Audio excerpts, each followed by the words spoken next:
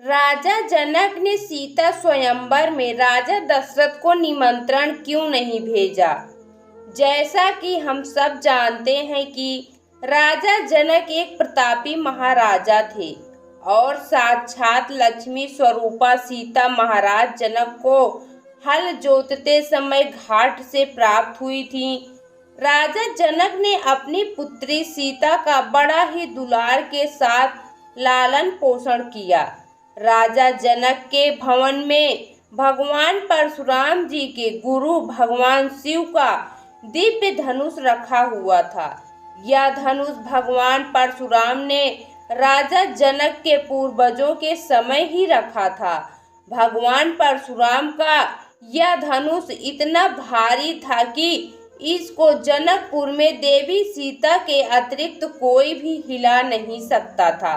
इसलिए जब सीता विवाह योग्य हुई तो राजा जनक ने सीता के योग्य महान पराक्रमी वर का चयन करने के लिए यह प्रतिज्ञा की कि जो भी शिव धनुष को उठाकर उस पर प्रत्यंचा चढ़ा देगा उसी के साथ सीता का विवाह किया जाएगा।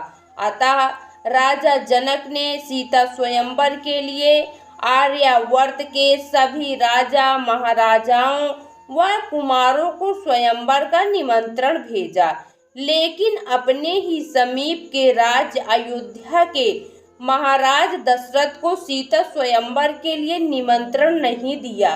अतः प्रश्न उठता है कि क्या कारण रहा होगा कि राजा जनक ने महाराज दशरथ को सीता स्वयंवर के लिए निमंत्रण नहीं दिया।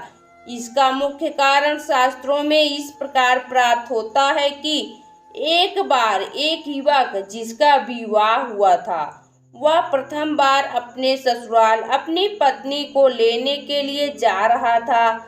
जब वह मार्ग से जा रहा था तो उसने देखा कि मार्ग में एक जगह दलदल में एक गौ माता फंसी हुई थी।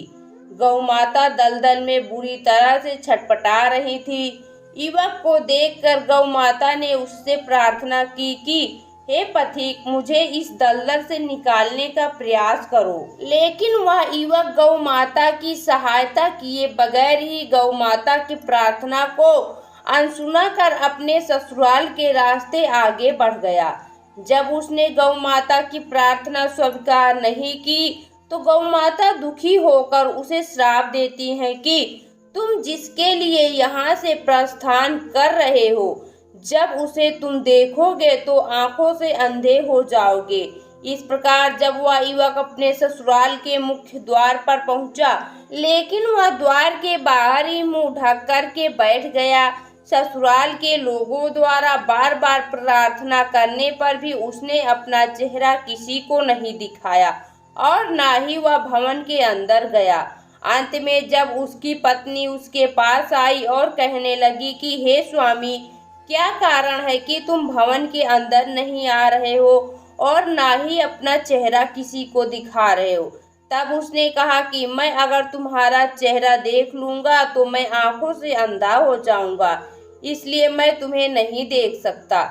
इतना कहने पर उसकी पत्नी बोली कि स्वामी, आप निश्चिंत रहिए, मैं पतिव्रता स्त्री हूँ, अपने तपोबल के द्वारा तुम्हें न्याय अवश्य दिलवाऊंगी। ऐसा विश्वास दिलाने पर जब उस युवक ने अपनी पत्नी का चेहरा देखा, देखते ही वह अपनी आंखों से अंधा हो गया।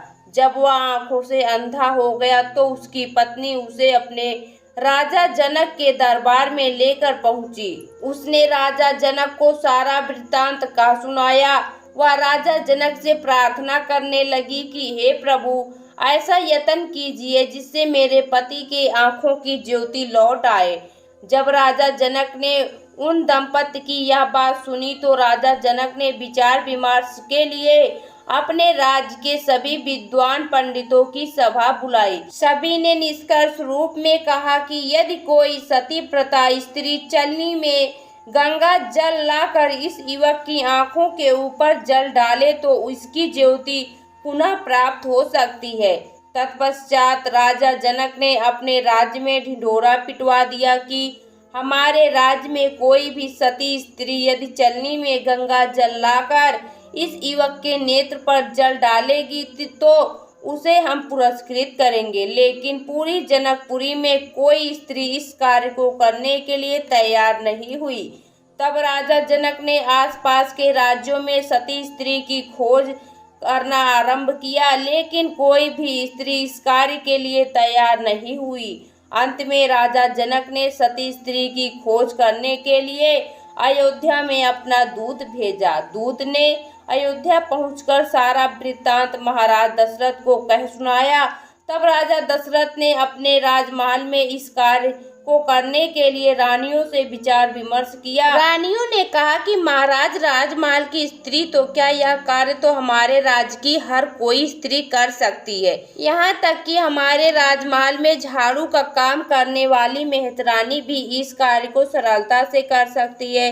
तब राजा दशरथ ने अपने नगर की सफाई करने वाली मेहतरानी को बुलाया और उससे कहा कि तुम राजा जनक के दरबार में जाकर चलनी में प्रमाण दे सकती हो। तब नगर की सफाई करने वाली मेहतरानी ने इस कार्य के लिए अपनी स्वीकृति प्रदान की। तत्पश्चात राजा दशरथ के कहने पर वह मेहतरानी दूत के साथ जनक के दरबार में पहुंचती है और राजा जनक के कहने पर चलनी लेकर के गंगा किनारे जाकर अपने पतिव्रता तप से चलनी में गंगा का जल भर लाती है। दरबार में यह दृश्य देखकर सभी दरबारियों को बड़ा आश्चर्य हुआ। तब उस मेहतरानी ने गंगा जल से उस युवक के आंखों पर छिड़काव किया। तत्काल उस युवक की आंखों में ज्योति प्रकट हो गई। राजा दशरथ ने मेहतरानी के सती धर्म की जय जयकार की।